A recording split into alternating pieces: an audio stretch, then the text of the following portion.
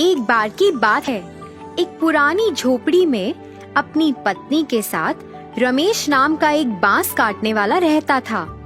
हर सुबह वह बांस काटने के लिए जंगल में जाता था और फिर उसे बाजार में बेचने के लिए सामान बनाता था। वे एक गरीब पति पत्नी थे जिनके अपने बच्चे नहीं थे, लेकिन वह एक साथ बहुत खुश थे। एक दिन जंगल में बांस काटते समय रमेश ने जंगल के बीच में एक अजीब बांस देखा। बांस चमकदार पूर्णिमा की तरह चमक रहा था। उसने सावधानी से बांस को हल्के से काटा ताकि उसे खोल सके। फिर उसे तो अपनी आंखों पर विश्वास ही नहीं हुआ। अंदर एक छोटी सी लड़की थी। वह रमेश के अंगूठे जितनी बड़ी थी। वह तो अब तक की सबसे सुंदर बच्ची थी। उसने तुरंत उसे ध्यान से अपने हाथों में लेने का सोचा और अपनी पत्नी को दिखाने का सोचा। अरे सुनो, जल्दी इधर आओ, देखो मैंने क्या पाया है। रमेश ने उसे बताया और फिर धीरे से अपने हाथ खोले। तुरंत उनका पूरा घर जगमगा उठा। पति पत्नी तो आश्चर्य में ही थे। अरे ये तो चांद की तरह चमक रही है। ये कितनी खूबसूरत है। हाँ, मुझे लगता है हमें इसका नाम चांदनी रखना चाहिए। पत्नी ने एक कपड़ा लिया और उस पर चांदनी को रख दिया। तभी खिड़की से एक नरम हवा चली और छोटी लड़की पत्नी के हाथों से उड़ गई। जब हवा बंद हो गई, वह छोटी सी लड़की एक बच्ची में तब्दील हो गई। दोनों एक दूसरे को देखकर हैरान रह गए। जल्द ही वह बहुत अमीर हो गए। उन्होंने चांदनी को एक शानदार जीवन दिया। कुछ ही समय में चांदनी सबसे खूबसूरत औरत बन गई थी। लेकिन बांस काटने वाले की और भी चिंताएं थी। गांव वाले उससे अपने घर की सबसे खूबसूरत लड़की के बारे में पूछते रहते थे। एक रात जब चांदनी सो गई थी तो रमेश ने अपनी पत्नी से बात की। उसने उससे कहा कि वह हमेशा तो घर पर नहीं रह सकती है। अब शादी तो उसकी करानी होगी। अगले दिन रमेश ने अपनी बेटी से उसकी शादी के बारे में पूछा। उसने उसे कहा कि नौजवान शादी करना चाहते हैं और कई लोगों ने उसका हाथ भी मांगा है। नहीं पिताजी, मैं आपके बिना नहीं रह सकती। मुझे आप अपने से दूर क्यों भेज रहे हैं पिताजी?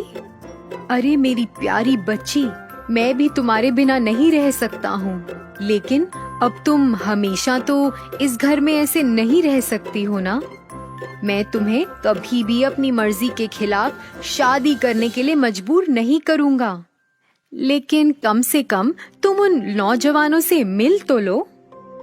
चांदनी अपने पिता से बहुत प्यार करती थी और उन्हें ना नहीं कह सकी। अगले दिन 5 युवा चांदनी को देखने के लिए आए।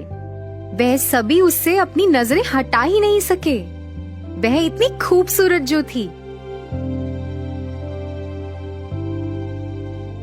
चांदनी उन्हें देखती रही, मगर वह खुश तो नहीं थी।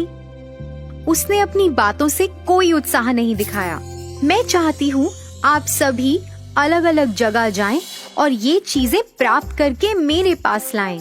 मैं केवल उसी से शादी करूंगी जो मेरी मांगों को पूरा करे। पहले युवा को चांदनी ने एक साधु से पत्थर का बना एक कटोरा लाने को कहा, जो चांदनी से भी ज्यादा चमके।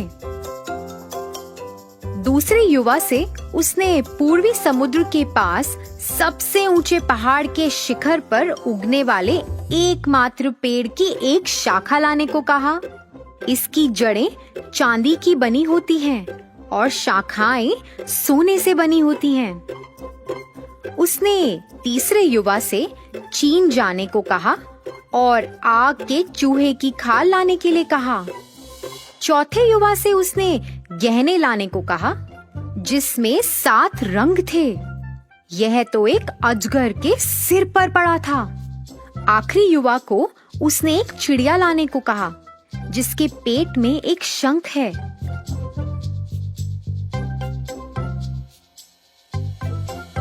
चांदनी यह जानती थी कि ये सब कार्य असंभव है, लेकिन उसके लिए अपने माता पिता के साथ हमेशा रहने का यह तरीका सही भी नहीं था। ऐसे ही कुछ हफ्ते बीत गए। वह युवा तो लौटे ही नहीं। रमेश ने अपनी पत्नी को यह बताया कि किस तरह वह सभी युवा असफल रहे। बस एक ही युवा लौटा। उसे साधु से पत्थर का बना कटोरा लाना था जो चांदनी से भी ज्यादा चमकता हो, लेकिन वह उसे चांदनी से ज्यादा चमकदार नहीं बना सका। फिर तभी दरवाजे पर खटखटाहट हुई। रमेश ने दरवाजा खोला और वह चौंक गया। यह राजा था। रमेश और उसकी पत्नी सम्मान पूर्वक उसके सामने झुके। आपको नहीं, बल्कि मुझे आपके सामने झुकना चाहिए, क्योंकि मैं आपकी बेटी का हाथ मांगने आया हूँ। मैंने उन चीजों के बारे में सुना है जो उन्होंने मांगी हैं, और मैं उनसे बात करना चाहता हूँ और यह पता लगाना चाहता हूँ कि आपके आशीर्वाद से मेरे लिए उसके पास क्या कार्य हो सकता है।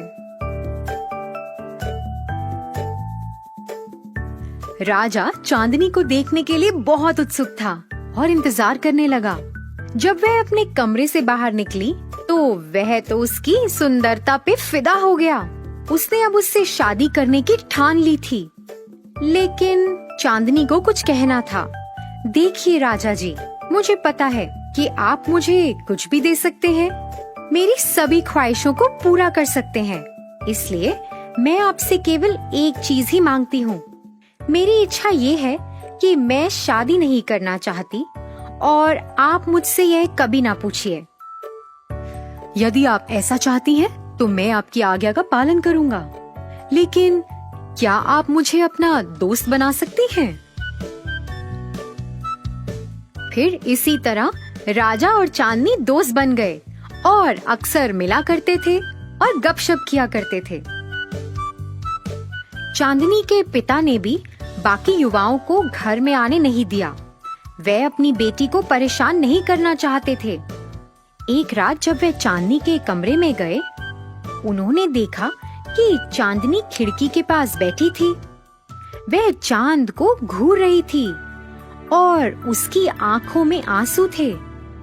रमेश ने उससे पूछा, पिताजी, एक सपना है जो मुझे हर रात आता है। मैंने आपको कभी नहीं बताया क्योंकि मैं नहीं चाहती थी कि आप चिंतित हो। मुझे ये सपना आता है कि चांद से कुछ लोग यहाँ आए हैं और वह मुझे लेकर जा रहे हैं। और कल रात मैंने एक आवाज सुनी और उससे मुझे पता चला कि वह दिन आ गया है। इस महीने के 15वें दिन वह मुझे लेने के लिए आएंगे, तो मुझे आपको छोड़ना पड़ेगा। रमेश यह सुनकर परेशान हो गया था। उसने अपनी प्यारी बेटी को सुलाया और फिर चांद को देखा। इतने सालों में उसे पहली बार महसूस हुआ कि चांद थोड़ा सुस्त लग रहा है। वह चमकदार बिल्कुल भी नहीं है, मानो किसी ने चांद का प्रकाश छीन लिया हो। उसे अपनी बेटी की चिंता हो रही थी।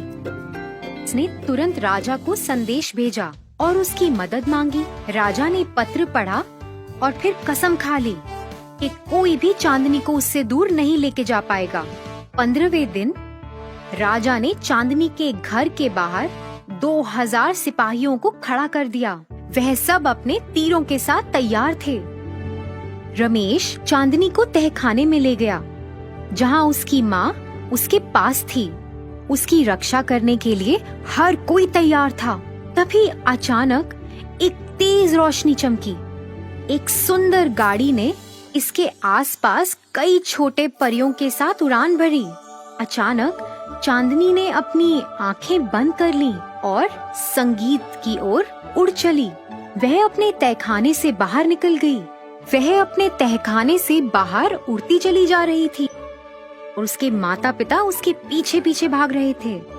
परियों ने चांदनी को एक चांदी के चमकदार पंख के साथ छुआ चांदनी के कपड़े भी बदल गए। वह कपड़े सफेद रंग के हो गए थे। उसने अपनी आंखें खोली। वह अपने माता पिता के पास गई। पिताजी, आपने मेरी इतनी देखभाल की है, लेकिन अब मुझे अपना कर्तव्य निभाना होगा। मुझे अपने लोगों के पास वापस जाना होगा। चांदनी बेटा, मैं कुछ समझा नहीं। चांद सुस्त है क्योंकि मैं यहाँ पृथ्वी पर हूँ। मैं चांदनी हूँ। मैं दिन के दौरान भटक गई थी और भूल गई थी कि मैं कौन हूँ। फिर मैंने पृथ्वी पर पैर रखा था। मैं खो गई थी। इसलिए मैं आराम करने के लिए बांस के पेड़ पर बैठ गई और आपने मुझे ढूंढ लिया था। तो बेटा, अब तुम चली जाओगी? तुम क्या हमें दूर छोड़कर चली जाओगी? माँ, मैं आपको हर रात देखने के लिए आऊंगी। केवल एक दिन आप मुझे नहीं देख पाएंगे, जब आकाश में कोई चंद्रमा नहीं होगा। और राजा जी, आप मेरे सबसे अच्छे दोस्त हैं, लेकिन मुझे अब जाना होगा। चांदनी अपनी गाड़ी पर बैठी और खुशी से पृथ्वी पर अपने परिवार वालों और अपने दोस्तों को अलविदा कहा और उड़ान भरी। वह दुखी तो नहीं थी, क्योंकि वह जानती थी कि वह हमेशा उन पर नजर रखेगी। रमेश और उसकी पत्नी ने अपने आंसू पोंछे और सुंदर चांद को देखा। राजा ने भी कभी भी किसी से शादी नहीं की। हर रात वह चांद को घंटों तक घूरता रहता और अपने प्यार को देखकर मुस्कुराता रहता। रमेश ने अपने बड़े घर को छोड़ दिया और वापस अपनी झोपड़ी में चला गया। यही एकमात्र तरीका था कि रात में छत के माध्यम से चांदनी उनके घर में आ सके।